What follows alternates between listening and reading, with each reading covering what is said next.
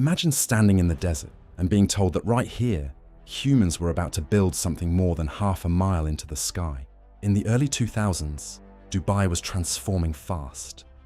New highways, neighborhoods, hotels, and skyscrapers were spreading across what had once been open desert, but then came a far more ambitious idea. Build a tower taller than anything humans had ever completed before. Architects imagined a skyscraper inspired by nature, shaped by engineering, and designed to rise higher into the sky than any building in history. But at this height, even invisible forces could become dangerous. Engineers had to design the tower to survive powerful winds and extreme desert heat. Before construction began, almost everything was tested again and again, because hundreds of meters above the ground, even small mistakes could become enormous problems. Then, in 2004, construction began. Excavators, drilling rigs, trucks, cranes, and thousands of workers transformed the empty site into a massive construction zone. The tower first had to go down before it could go up.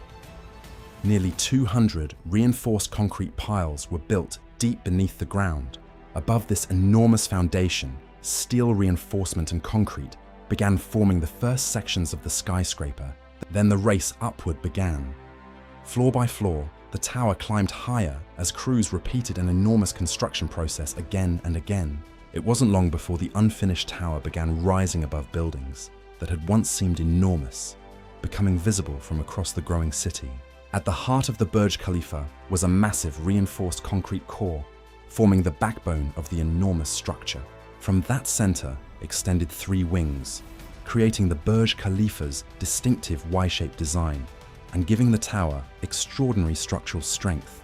These three wings supported the central core and each other, creating what engineers call a buttressed-core system that helped the skyscraper stand incredibly tall.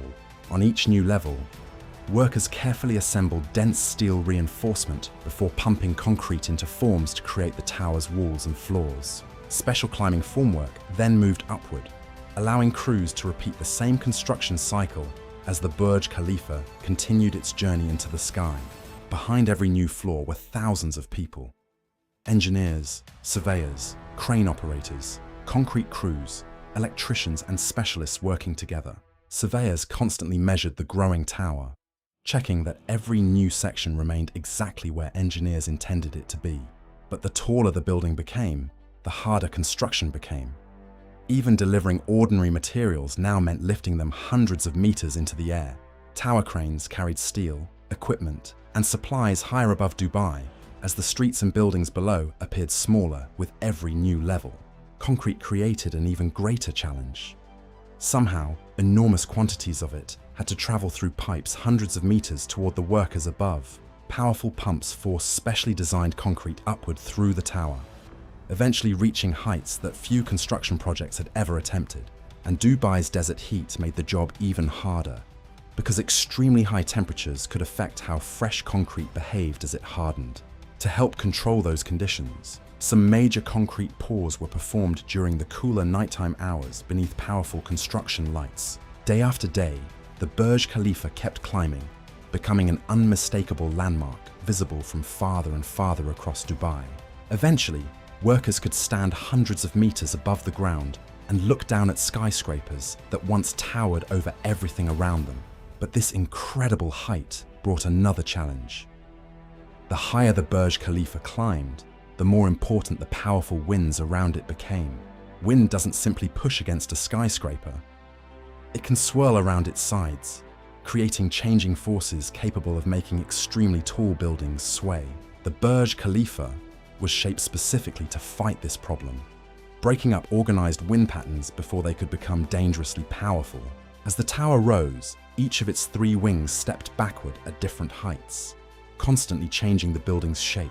The higher it climbed, the narrower it became, forcing the wind to behave differently as it traveled around each new section.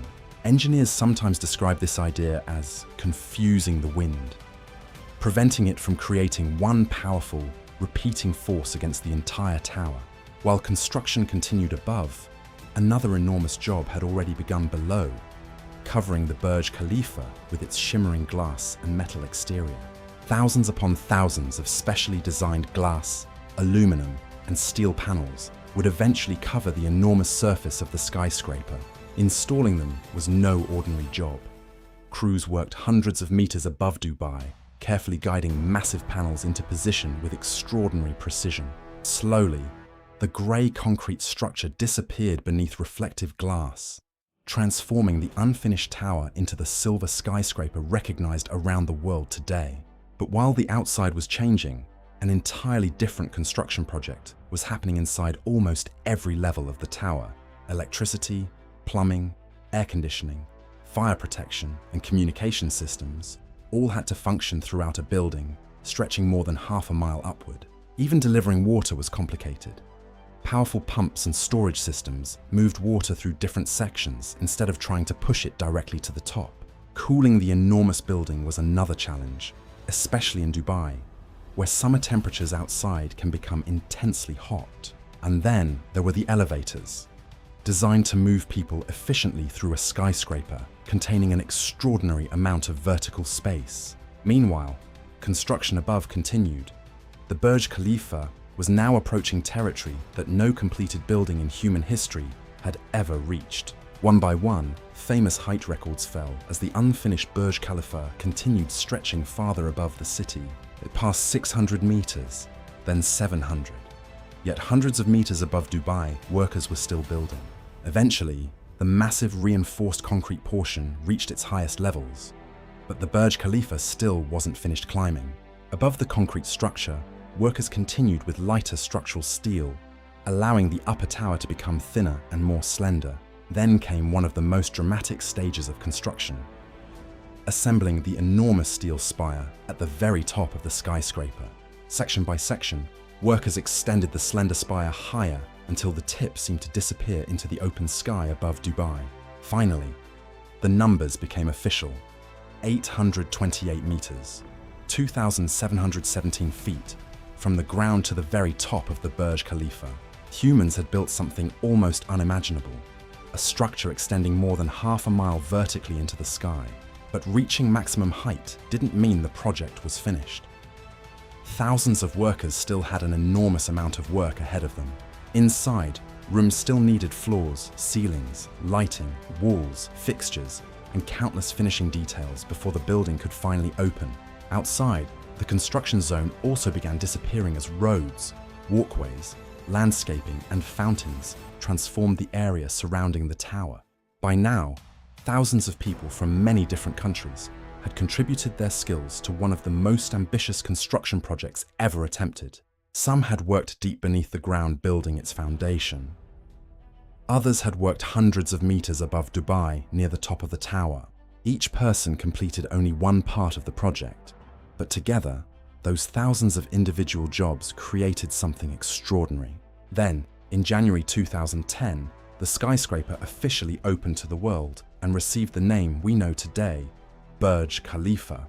Lights illuminated the tower as fireworks exploded across the night sky, celebrating the completion of the tallest building ever constructed. Only years earlier, this had been an enormous construction site. Now, an entirely new district surrounded the tallest skyscraper on Earth. Only years earlier, this had been an enormous construction site. Now, an entirely new district surrounded the tallest skyscraper on Earth.